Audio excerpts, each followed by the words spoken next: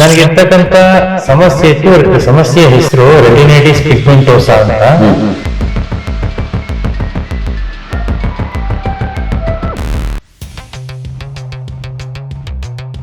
ಎಲ್ಲಾ ರೀತಿಯ ವೈದ್ಯರು ಅಂದ್ರೆ ಅದರಲ್ಲಿ ತುಂಬಾ ಎಕ್ಸ್ಪರ್ಟ್ಸ್ ಇರ್ಬೋದು ಅಥವಾ ನಮ್ಮ ನ್ಯಾಷನಲ್ ಇಂಟರ್ನ್ಯಾಷನಲ್ ವೈದ್ಯರು ಇರ್ಬೋದು, ಎಲ್ಲರನ್ನೂ ಕೂಡ ಕನ್ಸಲ್ಟ್ ಮಾಡಿದ್ದೀವಿ. ಈ ಒಂದು ಪರ್ಟಿಕ್ಯುಲರ್ ಸಮಸ್ಯೆಗೆ ಪರಿಹಾರ ಇದುವರೆಗೂ ವಿಜ್ಞಾನ ಅಥವಾ ವೈದ್ಯಕೀಯ ಕ್ಷೇತ್ರ ಕಂಡುಹಿಡಿದಿಲ್ಲ. ನನ್ನ ಹಾಗೆ 1000 ಜನ ಇದ್ದಾರೆ ಇದೇ ಸಮಸ್ಯೆ ಇರ್ತಕ್ಕಂಥವ್ರು. ವರ್ಲ್ಡ್ ಹೆಲ್ತ್ ಆರ್ಗನೈಸೇಷನ್, ವಿಶ್ವ ಆರೋಗ್ಯ ಸಂಸ್ಥೆ ಇದ್ರ ಬಗ್ಗೆ ಇವತ್ತು ಕೂಡ ರಿಸರ್ಚ್ ನಡೆಸ್ತಾನೆ ಇದೆ. ಯಾವುದೇ ಪರಿಹಾರಗಳನ್ನ ಇದುವರೆಗೂ ಕಂಡುಹಿಡಿಯಕ್ಕಾಗಿಲ್ಲ. ವಿಜ್ಞಾನಿಗಳು ರಿಸರ್ಚ್ ನಡೆಸ್ತಾ ಇದ್ದಾರೆ.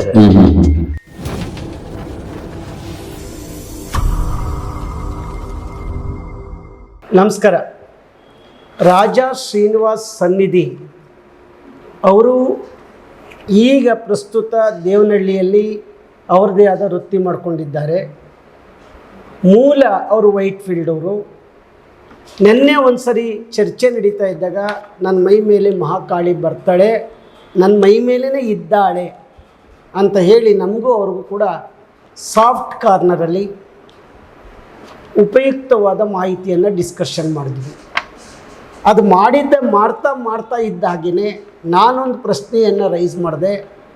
ನಿಜವಾಗ್ಲೂ ನೀವು ಮಹಾಕಾಳಿ ಆಗಿದ್ದರೆ, ನನ್ನ ಮಗ ಶರತ್ ಅಂತ ಇದ್ದಾನೆ, ಅವನಿಗೆ ಎರಡೂ ಕಣ್ಣು ಕಾಣಿಸಲ್ಲ, ಆ ಕಣ್ಣು ಕಾಣುವ ಹಾಗೆ ನೀವು ಮಾಡಿದರೆ ನೀವು ಜೀವನ ಪರ್ಯಂತ ನೀವು ಹೇಳಿದ್ದನ್ನು ನಾವು ಕೇಳ್ಕೊಂಡಿರ್ತೀವಿ ಅಂತ ಹೇಳಿ ನಾವು ಹೇಳಿದ್ವಿ. ಅದಕ್ಕೆ ಅಕ್ಸೆಪ್ಟ್ ಮಾಡಿಕೊಂಡ್ರು.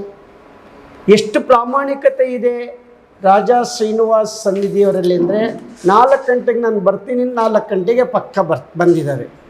ಇಲ್ಲದ್ರೆ ಎಷ್ಟೋ ಜನ ತಪ್ಪಿಸ್ಕೊಂಬಿಟ್ಟಿರೋರು, ಅದಾಗಲ್ಲ ಹಾಗೆ ಹೀಗೆ ಅಂತ. ಅವರಲ್ಲಿ ಒಂದು ಕಾನ್ಫಿಡೆನ್ಸ್ ಇದೆ, ನಾನು ಮಾಡ್ತೀನಿ, ಕಣ್ಣು ಕೊಡಿಸ್ತೀನಿ, ಕಣ್ಣು ಬರಾಗ್ ಮಾಡ್ತೀನಿ ಅಂತ. ನಾನು ಈಗ ಎಲ್ಲರ ಪರವಾಗಿ, ನಮ್ಮ ಕುಟುಂಬದ ಪರವಾಗಿ, ಈ ರಾಜ್ಯದ ದೇಶದ ಎಲ್ಲ ಜನತೆಯ ಪರವಾಗಿ ಮಹಾಕಾಳಿಯನ್ನು ಪ್ರಾರ್ಥಿಸ್ಕೊಳ್ತಾ ಇದ್ದೀನಿ. ನಿಮ್ಮ ಮುಂದೆ ನನ್ನ ಮಗ ಇದ್ದಾನೆ, ಅವನಿಗೆ ಎರಡೂ ಕಣ್ಣುಗಳು ಕಾಣಿಸಲ್ಲ. ಆ ಕಣ್ಣುಗಳನ್ನು ಬರ್ಸ್ಕೊಟ್ಬಿಟ್ರೆ ನಾವು ಪುಣ್ಯವಂತರು ಅಂತ ಹೇಳಿ ನಾನು ಅವ್ರನ್ನ ಮನವಿ ಮಾಡ್ಕೊಂಡಿದ್ದೀನಿ. ಯಾವುದೇ ರೀತಿಯ ಸವಾಲು ಹಾಕಿಲ್ಲ. ರಾಜಾ ಶ್ರೀನಿವಾಸ್ ಸನ್ನಿಧಿಯವರಲ್ಲಿ ಪ್ರಾರ್ಥನೆ ಮಾಡ್ಕೊಳ್ತೀನಿ. ನಿಮಗೆ ಯಾವುದಾದ್ರು ದೇವರು ಬರ್ಬೋದು ಅಥವಾ ಕಾಳಿನೇ ನಿಮ್ಮ ಮೈ ಮೇಲಿರ್ಬೋದು. ನನ್ನ ಮಗನಿಗೆ ಎರಡೂ ಕಣ್ಣು ಕಾಣಿಸಲ್ಲ. ನಿಮಗೆ ನೀವು ಹೇಗೆ ಹೇಳಿದ್ರಿ ಕರೆಸಿ ಅಂತ ಹೇಳಿದ್ರೆ ನಾವು ಕರೆಸಿದ್ದೀವಿ. ನಮ್ಮ ಮಗನ್ನ ಇಲ್ಲಿ ಕೂರಿಸಿದ್ದೀನಿ. ದಯವಿಟ್ಟು ಆ ಮನವಿಯನ್ನು ಸ್ವೀಕರಿಸಿ ಅವನಿಗೆ ಎರಡೂ ಕಣ್ಣು ಕೊಡಿಸ್ಬೇಕು ಅಂತ ಹೇಳಿ, ಕೊಡಬೇಕು ಅಂತ ಹೇಳಿ ನಿಮ್ಮಲ್ಲಿ ಪ್ರಾರ್ಥಿಸ್ಕೊಳ್ತೀನಿ. ನಮಸ್ತೆ. ಈಗಾಗಲೇ ಸರ್ ಹೇಳಿದಾಗೆ ನಿನ್ನೆ ಒಂದಷ್ಟು ಚರ್ಚೆ ಮಾಡಿದಾಗ ಈ ಒಂದು ಟಾಪಿಕ್ ಬಂತು. ಅವ್ರ ಮಗ ಶರತ್ ಅಂತೇಳಿ, ಅವ್ರಿಗೆ ಎರಡೂ ಕಣ್ಣು ಕಾಣಿಸ್ತಾ ಇಲ್ಲ ಅಂತೇಳಿ. ಸರ್, ಯಾವಾಗಿಂದ ಕಾಣಿಸ್ತಾ ಇಲ್ಲ ಅನ್ನೋದೊಂಚೂರು ಹೇಳ್ತೀರಾ? ಎಸ್ ಸ್ನೇಹಿತರೆ, ಇದನ್ನೆಲ್ಲ ಅವನಿಗೆ ಕೇಳಿಬಿಟ್ರೆ ಅವ್ರನ್ನೇ ಕೇಳ್ಬಿಡ. ಧಾರಾಳವಾಗಿ ನಾನು ಈಗ ನಿಮ್ಮಿಬ್ಬರಿಗೆ ಬಿಟ್ಬಿಡ್ತೀನಿ ಲೀಡು. ನಾನು ಮಧ್ಯ ಕೂತ್ಕೊಂಡು ನಾನೇನೋ ಮಾತಾಡೋದು, ಅವನೇನೋ ವಾಸ್ತವದ ನೆಲೆಗಟ್ಟಿನಲ್ಲಿ ಅವನ ಬದುಕನ್ನು ಕಟ್ಕೊಂಡಿದ್ದಾನೆ, ಅವನೇ ಮಾತಾಡ್ತಾ ಹೋಗ್ತಾನೆ. ಈಗ ಅವರಿಬ್ಬರಿಗೆ ಚರ್ಚೆ ಕೊಡ್ತೀವಿ. ನಾನು ಮೌನಕ್ಕೆ ಶರಣಾಗ್ತೇನೆ. ಎಸ್, ಈಗ ಸರ್ ಹೇಳಿರೋ ರೀತಿಯಲ್ಲಿ ಈಗ ಶರತ್ ಅವ್ರನ್ನ ನಾನು ಇದೇ ಮೊದಲನೇ ಬಾರಿಗೆ ನೋಡ್ತಾ ಇರೋಂಥದ್ದು. ಇದಕ್ಕೆ ಮುಂಚೆ ನಾನು ಯಾವತ್ತೂ ಶರತ್ ಅವ್ರನ್ನ ನಾನು ನೋಡಿಲ್ಲ. ನೋಡ್ದೇನೆ ಅವ್ರ ತಂದೆಯವ್ರಿಗೆ ಅವ್ರು ಕಣ್ಣು ಬರೋ ಥರ ಮಾಡ್ತೀನಿ ಅಂತ ಹೇಳಿದ್ದೆ. ಅದಕ್ಕೆ ಸಾಕಷ್ಟು ಒಂದು ಕ್ರಮಗಳಿದ್ದಾವೆ. ಅವರಲ್ಲಿರೋಂಥ ಒಂದು ತೊಂದರೆಗಳನ್ನೆಲ್ಲ ಹೋಗ್ಲಾಡಿಸೋವಂಥ ಕೆಲಸ ನಾವು ಫಸ್ಟ್ ಸ್ಟಾರ್ಟ್ ಮಾಡ್ತೀನಿ ನಾನು. ಅದಾದ ನಂತರ ಕೆಲವೊಂದು ಸೂಚನೆಗಳು ಕೊಡ್ತೀನಿ ನಾನು. ಆ ಸೂಚನೆಗಳಂತೆ ಅವ್ರು ನಡ್ಕೊಂಡ್ರೆ ಖಂಡಿತ ಅವ್ರ ಮಗ ನೋಡೋಂಥವ್ನು ಆಗ್ತಾನೆ. ಅದಕ್ಕೋಸ್ಕರ ಈಗ ಅವ್ರ ಮಗ ಶರತ್ ಆಗಿರೋರು ಅವ್ರ ಒಂದು ಯಾವ ರೀತಿ ಯಾವಾಗಿಂದ ಅವ್ರಿಗೆ ಕಣ್ಣು ಕಾಣ್ತಾ ಇಲ್ಲ ಏನು ಅನ್ನೋದ್ರ ಬಗ್ಗೆ ಅವ್ರು ಮಾತಾಡ್ತಾರೆ. ಅವ್ರು ಮಾತಾಡಿದ ನಂತರ ಶುರು ಮಾಡೋಣ ಅಂತಿದ್ದೀವಿ. ಮಾತಾಡಿ ಸರ್. ನಮಸ್ತೆ. ನನಗೆ ಚಿಕ್ಕ ವಯಸ್ಸಿನಿಂದ ಕಣ್ಣಿನ ತೊಂದರೆ ಇತ್ತು. ಬಟ್ ಓದೋದಕ್ಕೆ ಬರೆಯೋದಕ್ಕೆ ಎಲ್ಲ ಆಗ್ತಾ ಇತ್ತು ಮೊದಲು. ಸುಮಾರು ನಾನು 20-25ನೇ ವಯಸ್ಸಿನಲ್ಲಿ ಕಣ್ಣು ಕಡಿಮೆ ಆಗೋದಕ್ಕೆ ಶುರುವಾಯಿತು, ದೃಷ್ಟಿ. ಆಲ್ಮೋಸ್ಟ್ 27-28ಕ್ಕೆ ಪೂರ್ತಿ ದೃಷ್ಟಿ ಹೊರಟೋಯ್ತು ನನ್ನ ವಯಸ್ಸಿಗೆ. ನಾನು ಡಿಗ್ರಿ ಮಾಡಿ ನಾನು ಕೆಲಸಕ್ಕೆ ಸೇರಬೇಕು ಅನ್ನೋ ವಯಸ್ಸಿನಲ್ಲಿ ನನ್ನ ಪೂರ್ತಿ ದೃಷ್ಟಿ ಕಳ್ಕೊಳ್ಬೇಕಾಗಿ ಬಂತು. ಬಟ್ ಅದಕ್ಕೆ ಮುಂಚೆ ದೃಷ್ಟಿ ತುಂಬ ಚೆನ್ನಾಗಿತ್ತು. ಚೆನ್ನಾಗಿ ನೋಡೋದು, ಮಾಡೋದು, ಓದೋದು, ಬರೆಯೋದು, ಗಾಡಿ ಓಡಿಸೋದು, ಕಾರ್ ಓಡಿಸೋದು ಎಲ್ಲ ಮಾಡ್ತಿದ್ದೆ ನಾನು. ಈಗ ಸಂಪೂರ್ಣವಾಗಿ ದೃಷ್ಟಿ ಕಳ್ಕೊಂಡಿದ್ದೀನಿ. ಸದ್ಯಕ್ಕೆ ಕಾಣಿಸೋದಿಲ್ಲ, ಪೂರ್ತಿ ಕಾಣ್ತಾ ಇಲ್ಲ. ಆದರೆ ನನ್ನ ಕೆಲಸಕ್ಕೆ ಮತ್ತು ನಾನು ಸ್ವಾತಂತ್ರ್ಯವಾಗಿರೋದಕ್ಕೆ ಯಾವುದೇ ಧಕ್ಕೆ ಏನು ಆಗೋದಿಲ್ಲ, ಅಡ್ಡಿ ಏನಿಲ್ಲ. ಸೊ ನಾನು ಸ್ವಂತ ದುಡಿತೀನಿ, ಸ್ವಂತ ಕೆಲಸ ಮಾಡ್ತೀನಿ, ಟೆಕ್ನಾಲಜಿನ ಬಳಸ್ಕೋತೀನಿ, ಕಂಪ್ಯೂಟರ್, ಮೊಬೈಲ್ನಲ್ಲಿ ಎಲ್ಲ ಕಡೆ ವರ್ಕ್ ಮಾಡ್ತೀನಿ. ಸೊ ಒಬ್ಬ ಕಣ್ಣು ಕಾಣುವಂಥ ವ್ಯಕ್ತಿ ಯಾವ ರೀತಿಯಲ್ಲಿ ತನ್ನ ಸ್ವಾವಲಂಬತೆಯನ್ನು ಕಾಪಾಡ್ಕೋತಾರೆ, ಅದೇ ರೀತಿಯಲ್ಲಿ ಕೂಡ ನಾನು ನನ್ನ ಕುಟುಂಬದ ಸ್ವಾವಲಂಬತೆಯನ್ನು ಕಾಪಾಡ್ಕೊಳ್ತಾ ಇದ್ದೀನಿ ಅಂತ ಹೇಳೋದಕ್ಕೆ ಇಷ್ಟಪಡ್ತೀನಿ. ಸರ್, ಈಗ ನಾನು ನಿಮ್ಮ ತಂದೆಯವ್ರ ಜೊತೆ ನಿನ್ನೆ ಮಾತಾಡಿದ್ದೆ. ನಾನು ನಿಮ್ಮ ಕಣ್ಣು ಬರೋ ಥರ ಮಾಡೋದಕ್ಕೆ ಪ್ರಯತ್ನ ಮಾಡ್ತೀನಿ ಅಂತೇಳಿ. ಅದಕ್ಕೆ ತಾವು ಸಿದ್ಧ ಇದ್ದೀರಾ? ನಾವು ಸಿದ್ಧ ಇದ್ದೀವಿ. ತಂದೆಯವರು ಸಿದ್ಧ ಅಂತ ಹೇಳಿದ್ರು. ಯಾಕಂದರೆ ಈಗ ನಾನು ಏನೇ ಮಾಡಿದ್ರು ಕೂಡ ನಿಮಗೆ ಮಾಡಬೇಕಾಗಿರೋಂಥದ್ದು. ನೀವು ಸಿದ್ಧ ಇದ್ದು ನೀವು ಅನುಮತಿ ಕೊಟ್ಟರೆ ನಾನು ಅದನ್ನು ಶುರು ಮಾಡ್ಬೋದು, ಇಲ್ಲ ಅಂದರೆ ಅದು ಶುರು ಮಾಡೋಕ್ಕಾಗಲ್ಲ. ಇಲ್ಲ, ನನ್ನ ಸಂಪೂರ್ಣ ಅನುಮತಿ ಇದೆ. ಯಾರಿಗೆ ನ್ಯೂನ್ಯತೆ ಇರುತ್ತೆ ಅವ್ರಿಗೆ ಆ ನ್ಯೂನ್ಯತೆಯನ್ನು ಹೋಗಲಾಡಿಸ್ತೀವಿ ಅಂದರೆ ನಾನೊಂದೇ ಅಲ್ಲ. ಇವಾಗ ನನ್ನ ಹಾಗೆ ಯಾರು ಯೂಟ್ಯೂಬ್ ಚಾನಲ್ ನೋಡ್ತಾ ಇರ್ಬೋದು, ಅಥವಾ ಇದು ಯಾವ ಮೀಡಿಯಾದಲ್ಲಿ ಪಬ್ಲಿಷ್ ಆಗ್ತಾ ಇರಬಹುದು, ನನ್ನ ಹಾಗೆ ಸಾವಿರಾರು ಜನ, ಲಕ್ಷಾಂತರ ಜನ ನೋಡ್ತಾ ಇರ್ಬೋದು. ಕೆಲವರಿಗೆ ದೃಷ್ಟಿ ದೋಷ ಇರ್ಬೋದು, ಕೆಲವೊಬ್ಬರಿಗೆ ಕೈಗಿನ ತೊಂದರೆ ಇರ್ಬೋದು, ಕೆಲವೊಬ್ಬರಿಗೆ ಕಾಲಿನ ತೊಂದರೆ ಇರ್ಬೋದು, ಕೆಲವರಿಗೆ ಹಲವಾರು ತೊಂದರೆ ಇರ್ಬೋದು, ಬುದ್ಧಿಮಾಂದ್ಯತೆ ಇರ್ಬೋದು. ಇವಾಗ ನಿಮ್ಮಿಂದ ನನ್ನನ್ನು ಗುಣಪಡಿಸ್ತೀವಿ ಅಂದ್ರೆ ಅದೇ ಆಶಾಭಾವನೆ ಇದನ್ನ ನೋಡ್ತಕ್ಕಂಥ ಸಾವಿರಾರು ಜನರಲ್ಲಿ ಇರುತ್ತೆ. ಖಂಡಿತ, ಹೌದಲ್ವಾ? ಯಾರಾದ್ರೂ ಒಬ್ರು ಡಾಕ್ಟರ್ ತುಂಬಾ ಚೆನ್ನಾಗಿ ಹಾರ್ಟ್ ಸರ್ಜರಿ ಮಾಡ್ತಾರೆ ಅಂತ ಗೊತ್ತಾಯ್ತು ಅಂತಂದ್ರೆ 1000 ಜನ ಅದೇ ಡಾಕ್ಟರ್ನ ಹುಡ್ಕೊಂಡು ಹೋಗ್ತಾರೆ. ಅದೇ ರೀತಿ ನನ್ನ ಸಮಸ್ಯೆಗೆ ನೀವು ಪರಿಹಾರ ಒದಗಿಸಿದ್ದೇ ಆದಲ್ಲಿ ಇಡೀ ಪ್ರಪಂಚದಾದ್ಯಂತ ಅಥವಾ ನಮ್ಮ ಭಾರತದಲ್ಲೇ, ಕರ್ನಾಟಕದಲ್ಲೇ ಹಲವಾರು ರೀತಿಯ ವಿಕಲಚೇತನರು ಅಥವಾ ಅಂಗವಿಕಲರಿದ್ದಾರೆ.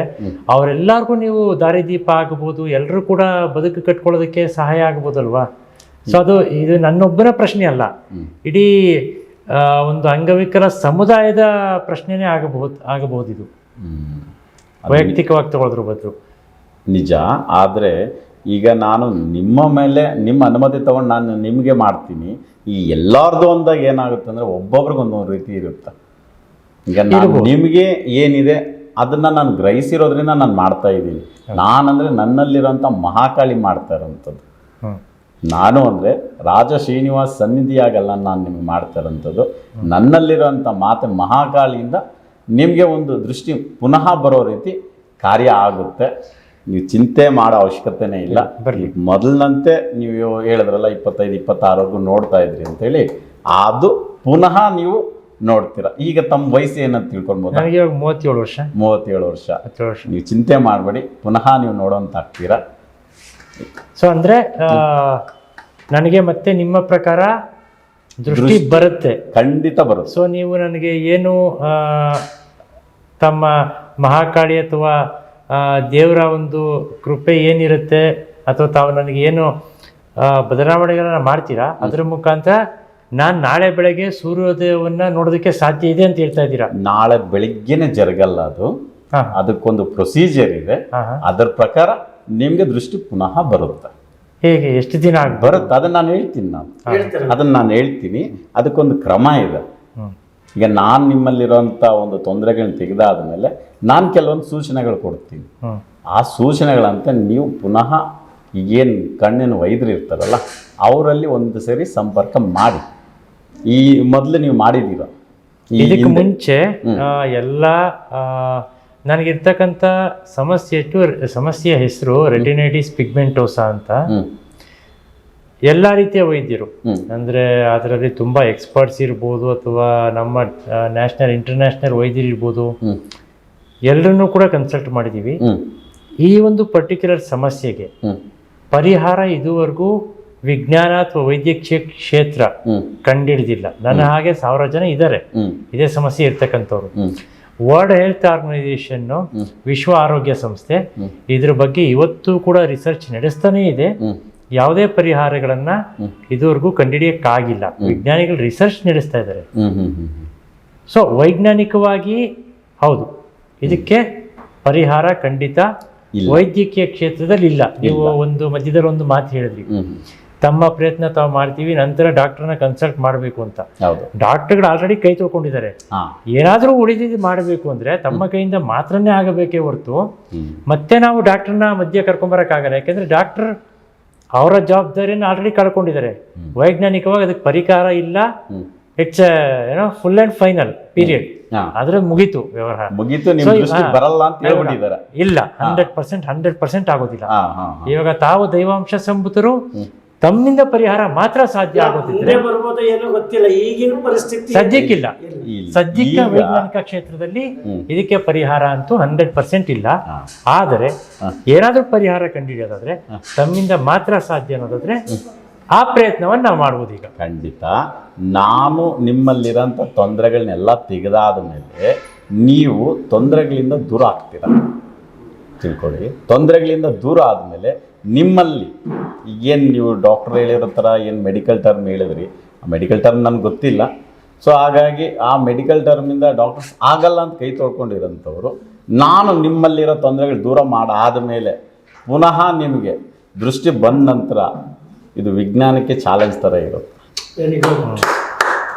ಹಾಗೆ ಯಾಕೆಂದ್ರೆ ವಿಜ್ಞಾನ ಯಾವತ್ತಿದ್ರೂ ನಿಂತ ನೀರಲ್ಲ, ಹರಿಯೋ ನೀರು. ಹೌದು. ನಾವಿವತ್ತು ನೀವು ಹೇಳಿದಾಗೆ ಮೊದಲು ಏನು ಅಂದ್ಕೊಂಡಿದ್ವಿ, ಭೂಮಿ ಸೂರ್ಯನ ಸುತ್ತ ಸುತ್ತತ್ತೆ ಅಂತ ಅಂದ್ಕೊಂಡಿದ್ವಿ. ಅಲ್ಲ, ಸೂರ್ಯ ಭೂಮಿಯ ಸುತ್ತ, ಅದು ಸುಳ್ಳು ಅಂತ ವಿಜ್ಞಾನ ಪ್ರೂವ್ ಮಾಡ್ತು. ನಂತರ ಭೂಮಿ ಚಪ್ಪಟೆಯಾಗಿದೆ ಅಂತ ಅನ್ಕೊಂಡಿದ್ವಿ, ಅದು ಗೋಳಾಕಾರ ಅಂತ ಆಮೇಲೆ ತಿಳ್ಕೊಂಡ್ವಿ. ಸೊ ವಿಜ್ಞಾನ ಮುಂದುವರಿತಾ ಪ್ರತಿಯೊಂದು ಸಮಸ್ಯೆಗೂ ಪರಿಹಾರ. ಇವತ್ತು ನಾವೇನು ಸತ್ಯ ಅನ್ಕೊಂಡಿರ್ತೀವಿ, 2 ದಿನ ಆದ್ಮೇಲೆ ಅದು ಸತ್ಯ ಸುಳ್ಳಾಗಬಹುದು. ಹೌದು. ಅಥವಾ ಇನ್ನೊಂದು ಹೊಸ ಸತ್ಯ, ಹೊಸ ಅನ್ವೇಷಣೆಗಳನ್ನ ನಾವು ತಿಳ್ಕೊಳ್ತಾ ಹೋಗ್ಬೋದು. ಸೊ ಹಾಗಾಗಿ ವೈಜ್ಞಾನಿಕ ಕ್ಷೇತ್ರ ಕಂಡುಹಿಡಿಬೋದು. ಆದರೆ ಇವತ್ತಿನ ನಮ್ಮ ಒಂದು ಚರ್ಚೆ ನಿಮ್ಮ ಪ್ರಯತ್ನದಿಂದ ನನ್ನ ದೃಷ್ಟಿ ವಾಪಸ್ ಬರುತ್ತೆ, ಖಂಡಿತ ಬರುತ್ತೆ. ಅಲ್ಲಿವರೆಗೂ ನಿಶ್ಚಿಂತೆಯಿಂದ ಇರಿ. ನಾನೇನು ಹೇಳ್ತೀನಿ ಅದನ್ನು ನೀವು ಫಾಲೋ ಮಾಡಿ ಸಾಕು, ನಿಮ್ಮ ದೃಷ್ಟಿ ಪುನಃ ಬರುತ್ತೆ. ನಾನು ಏನಕ್ಕೆ ವೈದ್ಯರನ್ನ ಸಂಪರ್ಕಿಸಿ ಅಂತ ಹೇಳ್ತಾ ಇದ್ದೀನಿ ಅಂದರೆ, ನಿಮ್ಮಲ್ಲಿರುವಂಥ ನೆಗೆಟಿವಿಟಿ ನಾನು ತೆಗೆದಾದ ಮೇಲೆ ನಿಮ್ಮಲ್ಲಿ ಯಾರು ವೈದ್ಯರು ಆಗಲ್ಲ ಅಂತ ಹೇಳಿದ್ದಾರೆ ಅವರೇ ಇಲ್ಲ, ಇದಕ್ಕೆ ಒಂದು ದಾರಿ ಇದೆ, ಈ ದಾರಿಯಲ್ಲಿ ಮಾಡಿದ್ರೆ ನಿಮಗೆ ದೃಷ್ಟಿ ಬರುತ್ತೆ. ಏನಕ್ಕಂದರೆ ನಿಮ್ಮಲ್ಲಿರೋ ನೆಗೆಟಿವಿಟಿ ಆಚೆ ಹೋದಾದ ಮೇಲೆ ನಿಮ್ಮಲ್ಲಿ ಪಾಸಿಟಿವಿಟಿ ಸ್ಟಾರ್ಟ್ ಆಗುತ್ತೆ. ಅದು ನಾನು ಮಾಡ್ತೀನಿ. ನಾನು ಮಾಡಾದ್ಮೇಲೆ ನಿಮ್ಗೆ ಆ ಚೇಂಜಸ್ ಗೊತ್ತಾಗುತ್ತೆ. ನಾನು ವೈದ್ಯರನ್ನ ಏನಕ್ಕೆ ಸಂಪರ್ಕ ಮಾಡಿ ಅಂತ ಹೇಳ್ತಾ ಇದ್ದೀನಿ ಅಂದರೆ, ಈಗ ನಾನು ಆ ಮಹಾಕಾಳಿಗೆ ನಾನು ಏನು ಮಾಡ್ಬೋದು ಅಷ್ಟೆಲ್ಲ ಮಾಡಿ ನಿಮ್ಮನ್ನು ಕ್ಲಿಯರ್ ಮಾಡ್ತೀನಿ. ಅಂದರೆ ಒಂದು ರೀತಿ ಪ್ಯೂರಿಫೈ ಮಾಡ್ತೀನಿ. ನಾನು ಈಗ ನಿಮ್ಮನ್ನು ಪ್ಯೂರಿಫೈ ಮಾಡಾದಮೇಲೆ ಮೆಡಿಸಿನ್ ವಹಿಸ್ಕೊಡೋದಕ್ಕೆ ನಾನು ಡಾಕ್ಟರ್ ಅಲ್ಲ, ತಿಳ್ಕೊಳ್ಳಿ. ಮೆಡಿಸಿನ್ ಕೊಡಬೇಕಂದ್ರೆ ಡಾಕ್ಟ್ರೇ ಕೊಡಬೇಕು. ಆ ದಾರಿಗೆ ನಿಮ್ಮನ್ನು ಸಿದ್ಧಗೊಳಿಸ್ತೀನಿ. ಸಿದ್ಧಗೊಳಿಸಿದ ಮೇಲೆ ನೀವೇ ನೋಡ್ತೀರಿ ಹೇಗೆ ಅಂತೇಳಿ. ಆಗ್ಬೋದು ಸರ್? ಅದಾಗಬಹುದು. ತಾವೊಂದು ಮಧ್ಯದಲ್ಲಿ ಒಂದು ಮಾತು ಹೇಳಿದ್ರಿ, ನಿಮ್ಮಲ್ಲಿರೋ ಇಂಪ್ಯೂರಿಟೀಸ್ನ ತೆಗಿತೀನಿ ಅಂತ. ಇಂಪ್ಯೂರಿಟೀಸ್ ಅಥವಾ ಎಕ್ಸಾಕ್ಟ್ಲಿ ಹಾಗಂದ್ರೆ ಏನು? ಇಂಪ್ಯೂರಿಟೀಸ್ ಅಂದರೆ ಪ್ರತಿಯೊಂದು ದೇಹದಲ್ಲಿ ಕೂಡ ನಾನಾ ರೀತಿಯಲ್ಲಿ ಒಂದು ನಿಮಗೆ ಅರ್ಥ ಆಗೋ ರೀತಿಯಲ್ಲಿ ಕನ್ನಡ ವರ್ಡೇ ಹೇಳಬೇಕಂದ್ರೆ, ಒಂದು ದುಷ್ಟ ಶಕ್ತಿಗಳ ಕಾಟ ಇರುತ್ತೆ. ಒಂದು ನಿಮಿಷ ನಾನು ಹೇಳ್ಬಿಡ್ತೀನಿ. ದುಷ್ಟ ಶಕ್ತಿಗಳದೊಂದು ಕಾಟ ಇರುತ್ತೆ, ಅದು ನಮಗೆ ಕಣ್ಣಿಗೆ ಕಾಣಲ್ಲ. ದೈವಶಕ್ತಿ ನಾವು ಯಾವ ರೀತಿಯ ಕಣ್ಣಿಗೆ ಕಾಣಲ್ಲ, ಅದೇ ರೀತಿ ದುಷ್ಟ ಶಕ್ತಿಗಳದ್ದು ಕೂಡ ನಮ್ಮ ಮೈ ಮೇಲೆ ಪ್ರಭಾವ ಇದ್ದಾಗ ಕಾಣಲ್ಲ ನಾವು. ಆದರೆ ದೇಹ ಅದ್ರ ತೊಂದರೆಗಳನ್ನ ಅನುಭವಿಸ್ತಾ ಇರುತ್ತೆ. ತೊಂದರೆ ಅನುಭವಿಸೋರ್ಗೆ ಅದು ಫೀಲ್ ಆಗುತ್ತೆ. ಬಟ್ ಯಾವ ಶಕ್ತಿಯಿಂದ ಅದು ಅನುಭವಿಸ್ತಾ ಇದೀವಿ ಅನ್ನೋದು ಗೊತ್ತಾಗಲ್ಲ. ಒಂದು ನೋವು ಬರುತ್ತೆ, ಏನೋ ನೋವು ಬರ್ತಾ ಇದೆ ಅನ್ನೋದು ನಮ್ಗೆ ಗೊತ್ತಾಗುತ್ತೆ. ಯಾವುದರಿಂದ ನೋವು ಬಂತು? ನಾವು ಗಾಯ ಮಾಡ್ಕೊಂಡಿದೀವ, ನೋವಾಗಿದೆಯಾ? ಅಥವಾ ಗಾಯನೇ ಇಲ್ದಿರಂಗೆ ನೋವಾಗ್ತಾ ಇದೆ ಅಂದರೆ ಏನಿರ್ಬೋದು ಕಾರಣ? ನಾವು ಪುನಃ ವೈದ್ಯರಲ್ಲೇ ಹೋಗ್ಬೇಕು, ಈ ಥರ ನೋವಾಗ್ತಾ ಇದೆ ಅಂತೇಳಿ. ಈ ವೈದ್ಯರಲ್ಲಿ ಹೋದಾಗ ಅವರು ಅದಕ್ಕೊಂದು ಮೆಡಿಸಿನ್ ಕೊಡ್ತಾರೆ, ಇಂಜೆಕ್ಷನ್ ಕೊಡ್ತಾರೆ, ವಾಸಿ ಮಾಡ್ತಾರೆ.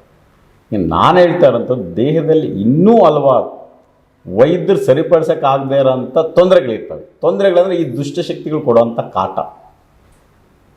ಆ ಕಾಟನ ಯಾವ ಡಾಕ್ಟ್ರು ಕೂಡ ನಾವು ಸಾಲ್ವ್ ಮಾಡೋಕ್ಕಾಗಲ್ಲ. ಈಗ ನಾವು ಸಾಕಷ್ಟು ಕೇಳಿರ್ತೀವಿ, ಸುಮಾರು ಡಾಕ್ಟ್ರ್ ಹತ್ರ ಹೋದ್ವಿ, ನಾವು ಟ್ರೀಟ್ಮೆಂಟ್ ತೊಗೊತಾ ಇದ್ವಿ, ಯಾವುದೇ ಪರಿಹಾರ ಸಿಕ್ಕಿಲ್ಲ ಅಂತ. ಕೆಲವು ಬಾರಿ ಹೇಳ್ತಾರೆ, ಇಲ್ಲ ಒಂದು ದೇವಸ್ಥಾನಕ್ಕೆ ಹೋದೆ ನನಗೆ ಸರಿ ಹೋಯಿತು. ಇದನ್ನು ನಾವು ಕೇಳಿರ್ತೀವಿ. ದೇವಸ್ಥಾನಕ್ಕೆ ಹೋದೆ ಸರಿ ಹೋಯಿತು ಅಂದರೆ ಆ ದೇವಸ್ಥಾನದಲ್ಲಿ ದೇವರಿದ್ದಾರೆ. ನೆಗೆಟಿವಿಟಿ ತೆಗೆದ್ರಲ್ಲಿ ಪಾಸಿಟಿವಿಟಿ ಸ್ಟಾರ್ಟ್ ಆಯಿತು. ಇದನ್ನೇ ನಾನೀಗ ಶರತ್ ಅವ್ರಿಗೆ ಮಾಡೋದಕ್ಕೆ ಖಂಡಿತ ತಂದೆಯವ್ರ ಅನುಮತಿ ಕೊಟ್ಟವ್ರೆ, ಶರತ್ ಅವ್ರ ಅನುಮತಿ ಕೊಟ್ಟವ್ರೆ. ಈಗ ಈ ಚರ್ಚೆನ ನಿಲ್ಲಿಸಿ ಶುರು ಮಾಡೋದ ಸ್ಟಾರ್ಟ್ ಮಾಡೋಣ. ಆಗ್ಬೋದಾ? ಶರತ್ ನೀವು ನಿಂತ್ಕೋಬೇಕಾಗತ್ತೆ. ಅವ್ರು ಏನ್ ಹೇಳ್ತಾರೆ ನಿಂತ್ಕೋ, ಇದನ್ನೆಲ್ಲ ತೆಗೆದು ಬಿಡ್ತೀವಿ. ಮುಂದೆ ಬನ್ನಿ ಸರ್. ತೆಗಿಬಿಡೋಣ. ಓಕೆ. ನಾನು